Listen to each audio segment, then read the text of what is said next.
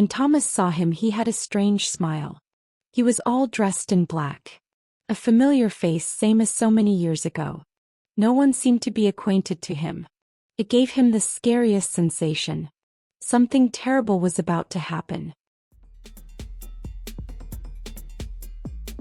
Both families had always had wealth. There were some members that didn't like each other between the families. The party was going as planned. You could see people laughing, dancing, and eating. They were drowning themselves in alcohol. Music was playing loud and the service staff was neatly taking care of everything. The bride and the groom were having the time of their lives. And him. He was patient. He was waiting for the perfect moment to reclaim his payment. And no one even had the slightest idea of what they would witness that night. The sins of men are to be punished in life, not in death.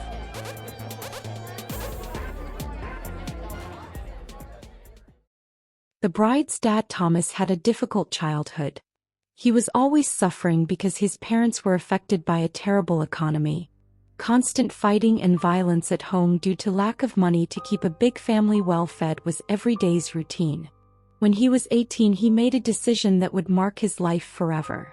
A person close to the family got an idea in his mind. The local pastor told him that he had a solution for the rest of his life, but the price wasn't going to be cheap in the long term. This pastor introduced a friend to him. His name was Nyi. The first time they met, it was in a restaurant. Nyi seemed normal, wealthy but normal. He claimed he was from Indonesia, a beautiful country located in the southeast of Asia. Everything went well. They talked about life, ups and downs. The main topic was Thomas's life. By the end of the conversation, they agreed on something.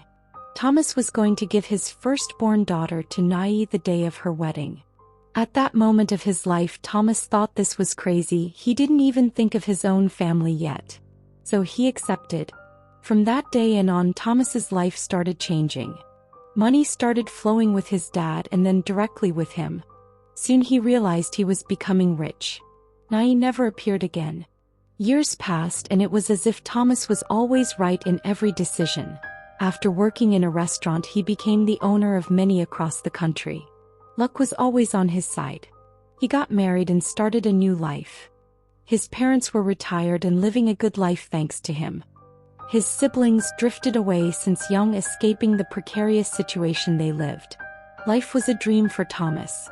The day his first daughter was born, he heard a voice in his dreams saying, "She's mine," repeatedly. A scary voice from who knows where. Thomas never really remembered Nyi. With years gone, his head started turning white. His bank accounts didn't grow too much, but they were stable. Until his daughter Esmeralda started planning her wedding.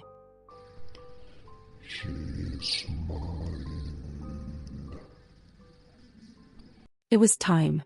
Nyi had come to collect. After they presented the bride and the groom, the event went according to plan. Dinner well served, alcohol for more than 190 guests. No children were present.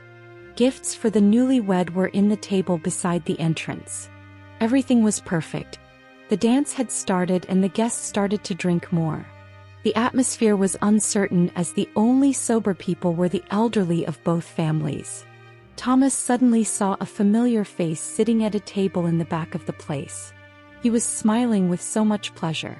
After a few minutes, he approached this familiar person. Thomas couldn't believe it. It was Nyi waiting patiently.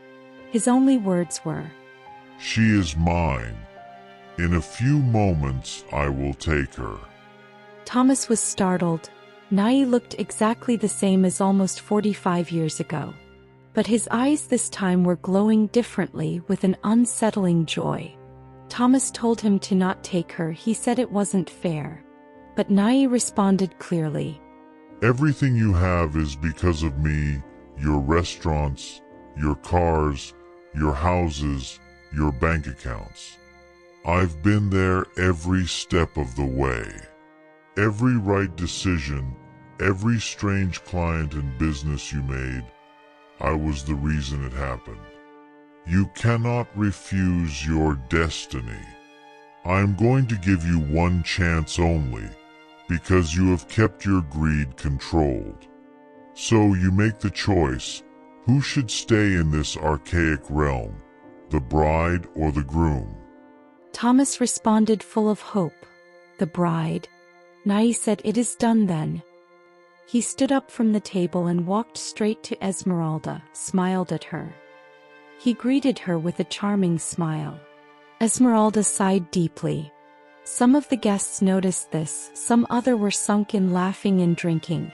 When Thomas looked up, Nyi held Esmeralda in the middle of the place and she fell to the ground. Thomas rushed to her, but her heart had stopped. It was done. The deal was paid off. Nyi had vanished. Everybody was scared and couldn't understand what was happening. Thomas screamed in anger. "I told you to take the groom." Nyi responded with a soft and otherworldly voice. My last question was your last chance. You chose wrong, you greedy old rat. Thank you for watching. Please subscribe for weekly stories.